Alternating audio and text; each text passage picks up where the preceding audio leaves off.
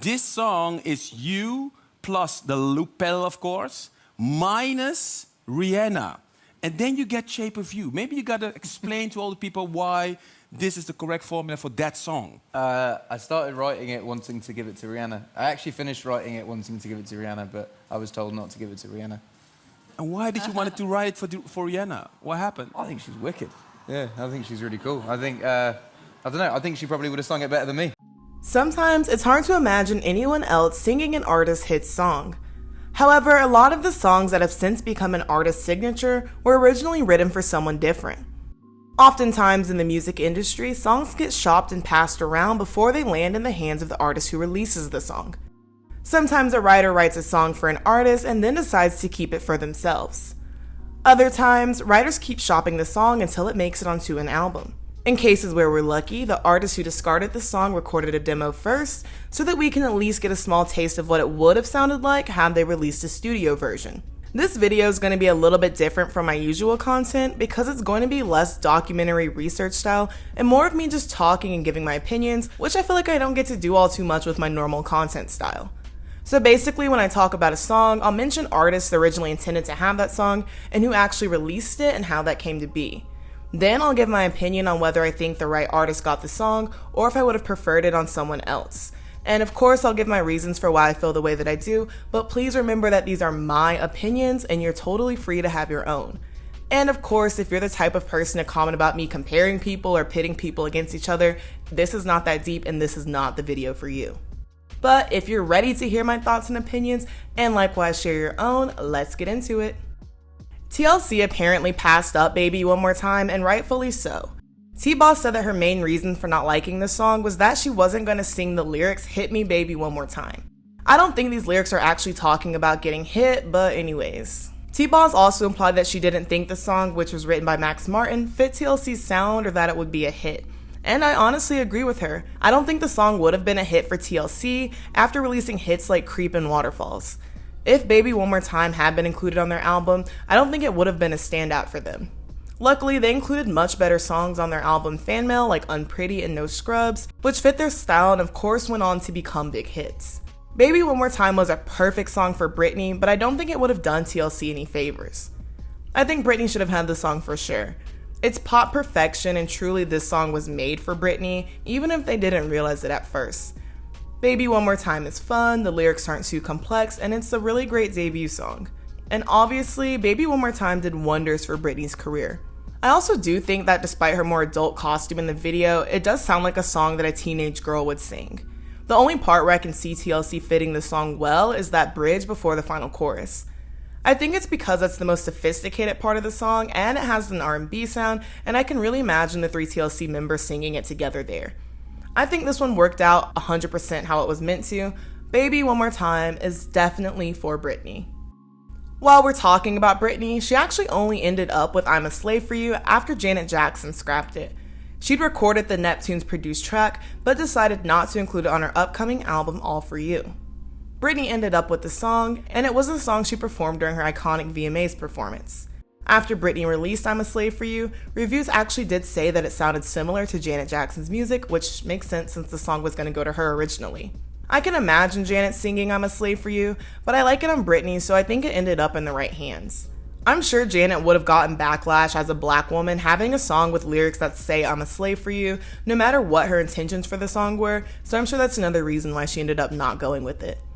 And while I'm a Slave for You is a good song and it was successful for Britney, I think it's more remembered for the VMA performance than the song itself, so I don't know if Janet really missed out on much as far as the song goes.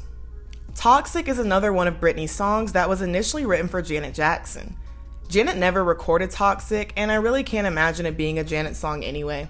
After Janet turned down Toxic, it was offered to Kylie Minogue. Kylie considered the song for her album Body Language, but she also eventually turned it down. Britney instead recorded Toxic and released it as the second single for her 2003 album In the Zone. Toxic, of course, has become one of Britney's most iconic songs and one of the most emblematic songs of early 2000s pop. The song won Britney her first Grammy as well. Kylie spoke about turning down Toxic, and I really like what she said. She said, "I don't know why I turned it down. Stupidity? Actually, the same thing happened with Can't Get You Out of My Head, where it was offered to someone else. hey, Britney did a fantastic job. Maybe it wouldn't have been the same with me. I agree with Kylie. Just because a song was a hit for one artist doesn't mean any artist could make it a hit.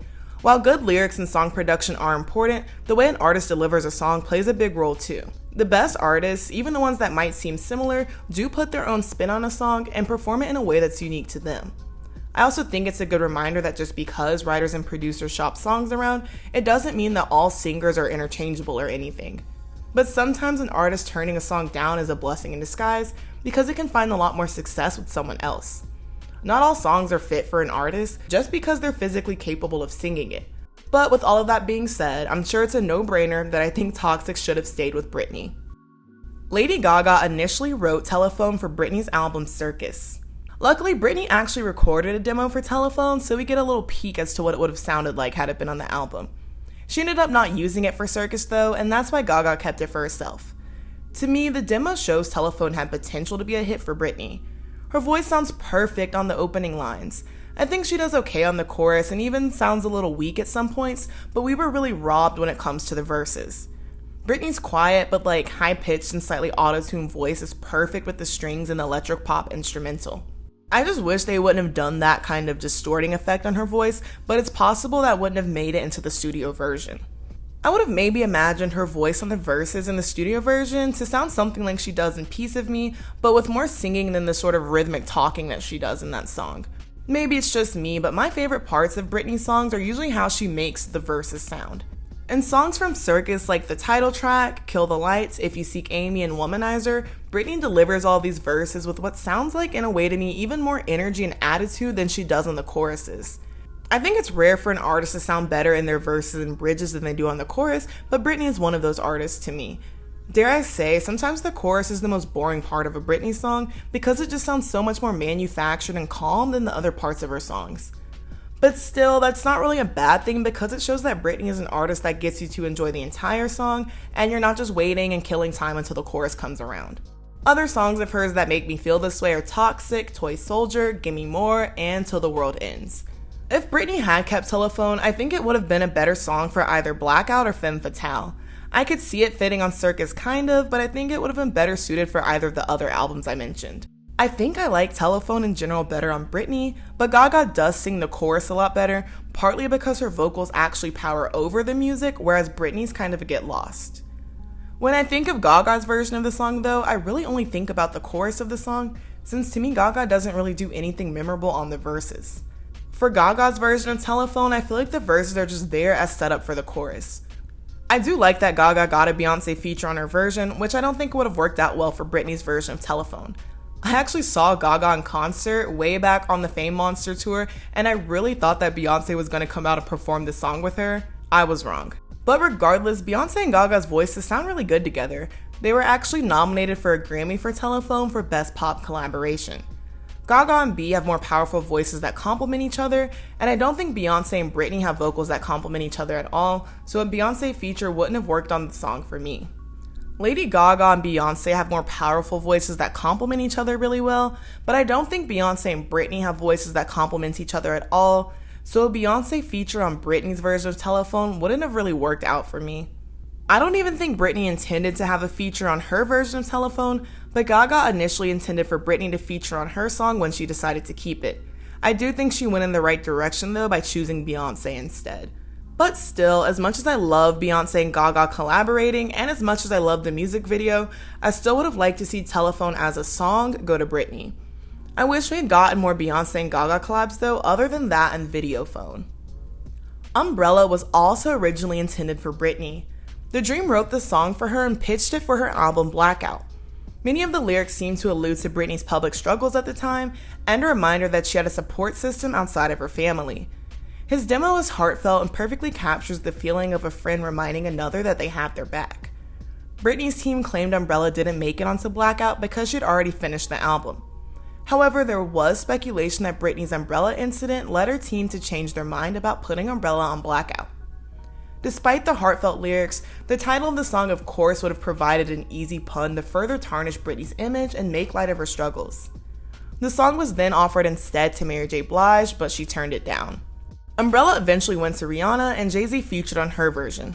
While I understand the meaning behind the song and know that Umbrella was meant for Britney, based on pure sound, I'd have to go with Rihanna's version.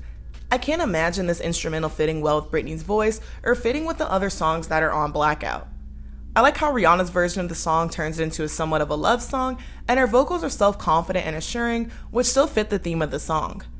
Though the tone isn't as sad as the Dreams demo, Rihanna's version conveys the same message, but with a spin that makes the song sound more certain than regretful. It fits well on Good Girl Gone Bad, and the song has definitely become one of Rihanna's most defining and most popular. The song also won her a Grammy, so it obviously did her well in the end. Max Martin originally wrote Since You've Been Gone for Pink, and even in Kelly Clarkson's version, you can tell that the song was definitely meant for Pink. It sounds like a perfect song for her voice and has that pop rock vibe that Pink made her brand.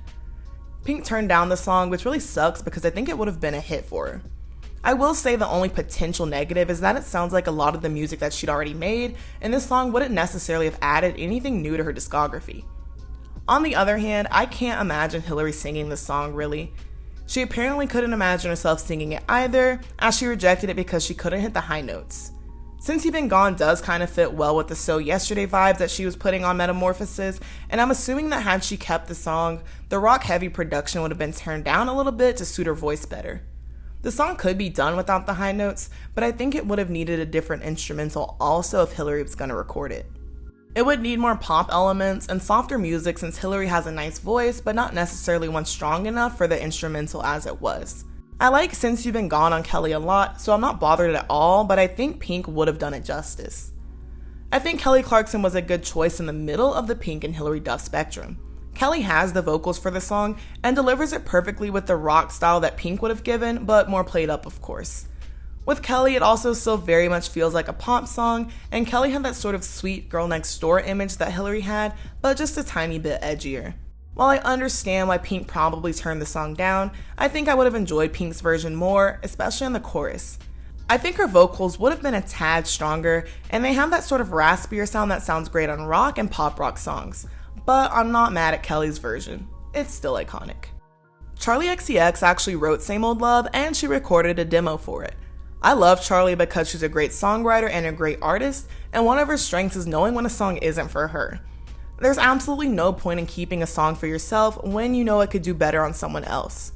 Charli's also written hits like Señorita and OMG, both of which were recorded by Camila Cabello. Charli and Rihanna both recorded demos of Same Old Love. Honestly, I don't really like Charli's version, and as an angel, it hurts me to say that.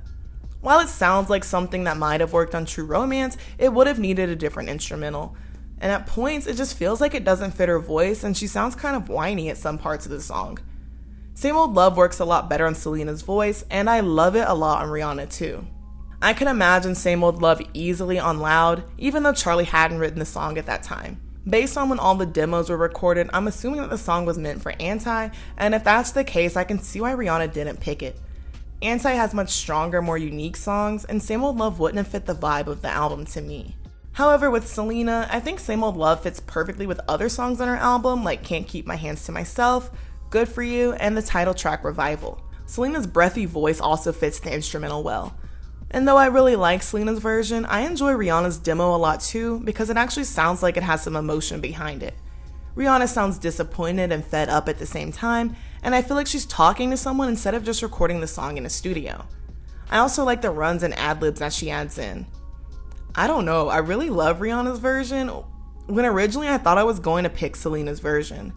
I think it's a case where I'm biased and really wanting to say I prefer Selena singing Same Old Love just because she's the one who's released the song, so I'm a lot more familiar with that version.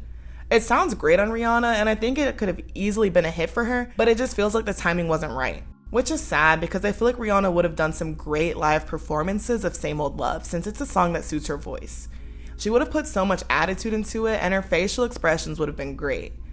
Okay, yeah, I think Rihanna should have had this song, but on Loud or maybe Unapologetic if it had been possible. I do still like it on Selena Gomez though, and ironically, Charli XCX's vocals made it onto Selena's studio version, so she still kind of did the song in a way. Julia Michaels has been in the industry for a while now, having written songs like Good For You, Sorry, Make Me Feel, and Pretty Please. She also wrote her debut single Issues. Other artists wanted the song and recorded demos, including Charli XCX. In this case, I actually love Charli's demo. Though the vocals in her version are more raw than her usual music, it still sounds like typical Charlie and it's still pretty polished overall, which is her thing. I also like how Charlie's version of Issues is emotional, but it's still undeniably pop. It also showcases Charlie's vocals, which she never gets credit for. Her Issues demo reminds me a lot of White Mercedes, which Charlie released a couple years after. I wonder if Issues inspired White Mercedes at all, because they do sound super similar and Charlie sounds great on both, so it would make sense if she still wanted a song with that sound. Julia said she ended up keeping Issues for herself because the song was personal and she couldn't imagine anyone else singing it. I'm not at all mad at Julia for keeping Issues because she does the song justice for sure, even in her live performances. Her voice has a raw element to it like Charlie's, but her raspier tone makes the song sound even more emotional. The instrumental is also a little bit quieter, so her vocals take more precedence.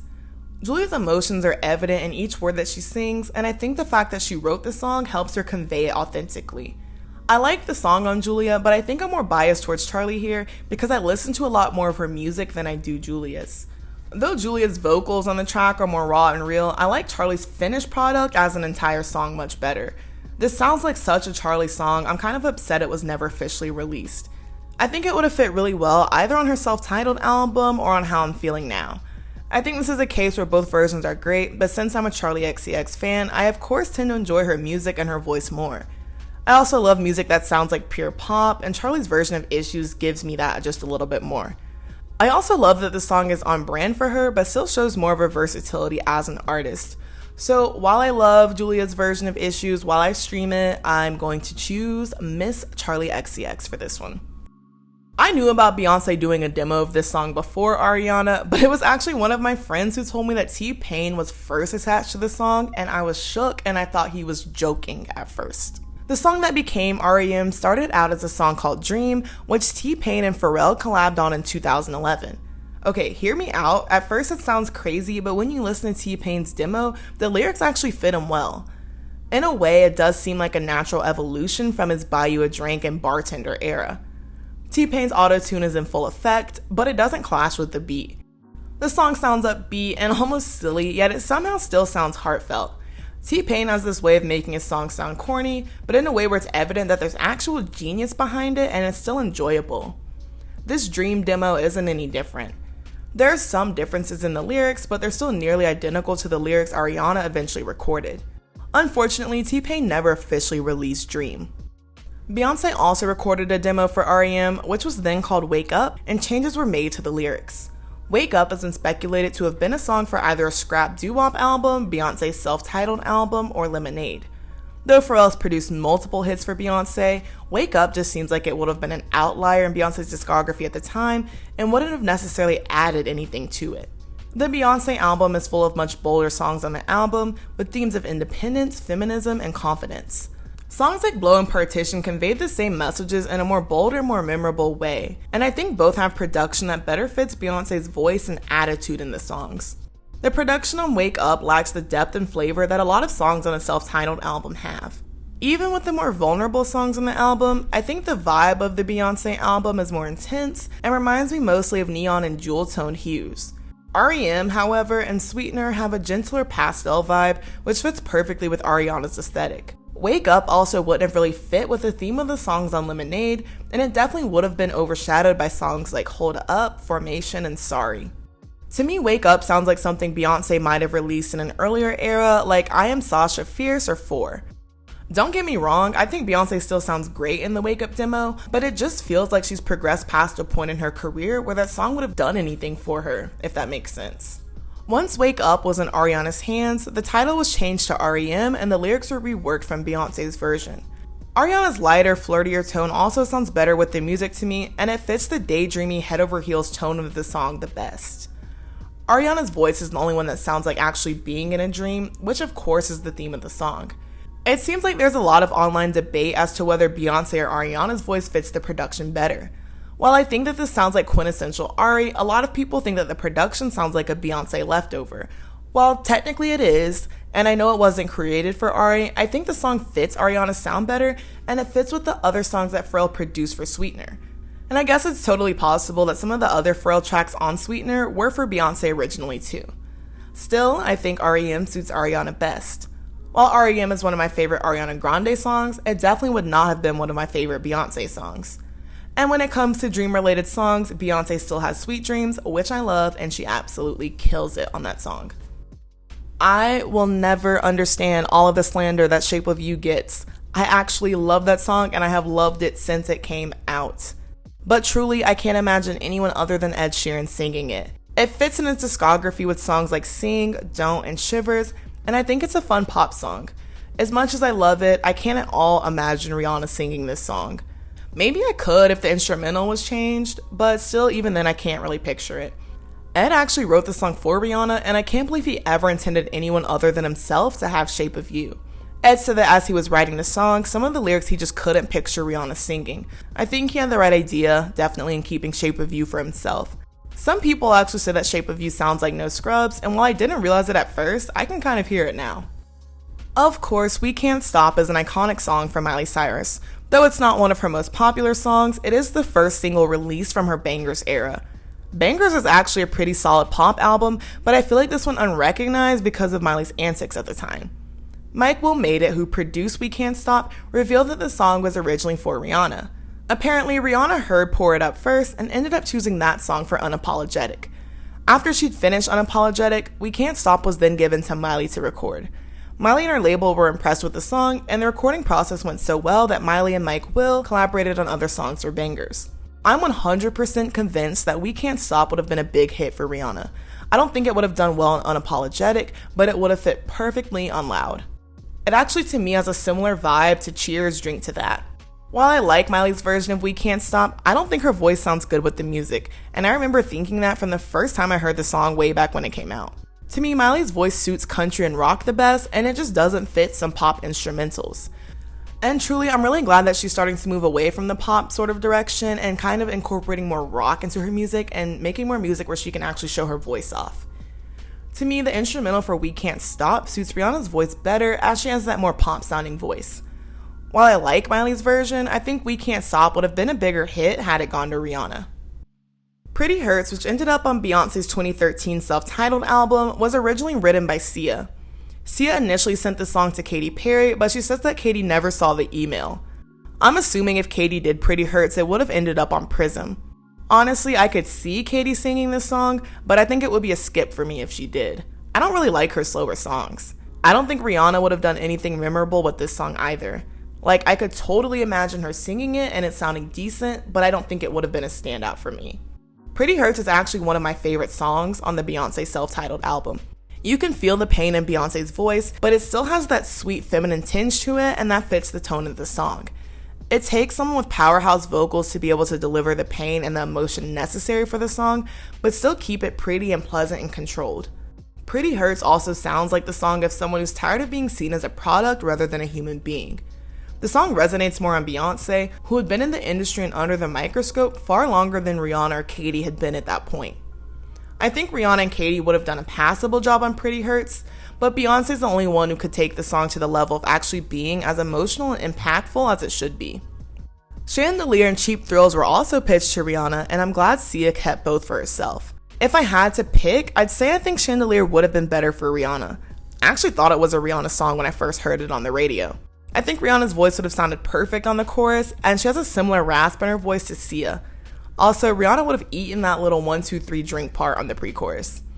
I will say honestly though, I appreciated Sia's live performances from this era, and I don't think Rihanna could have delivered live performances of Chandelier to that level. I like Cheap Thrills, but it sounds like a filler song, and though the song is cute, it's not memorable. Honestly, don't see that being any different, even if Cheap Thrills had been a Rihanna song. Though it's always fun to imagine what could have been, these are all songs that I do still like regardless, and most of them I've been listening to for years at this point. And like I said earlier, just because I feel like a certain artist should have taken a song, who really knows if it would have even been a hit. I do find it interesting though that some of these songs I can imagine other artists singing so clearly, or the demo sounds very similar to their other music. I think it shows the importance of artists creating and maintaining a recognizable brand or sound, and how important it can be to an artist and to their success to maintain that. But on the other hand, I think it also shows how fluid music can be at times, and how a song that a writer or producer thought was meant for one artist became massively successful on another. I of course didn't cover every single case of this in the music industry, but just ones that I personally found interesting or that I had a real opinion on. If you have other examples that you want to talk about, feel free to leave them in the comments below, as well as your thoughts on the ones that I mentioned. I'm sure we'll all have different ideas, so it will be fun to chat. And I'm trying to think of topics in the future where it might be possible to kind of just chat in a more chill, relaxed way, or at least what for me feels like more chill and relaxed. But as always, if you like this video, be sure to like, comment, and subscribe. Let me know what you want to see from me next. And as always, I'll see you soon. Love you guys very much. Bye-bye.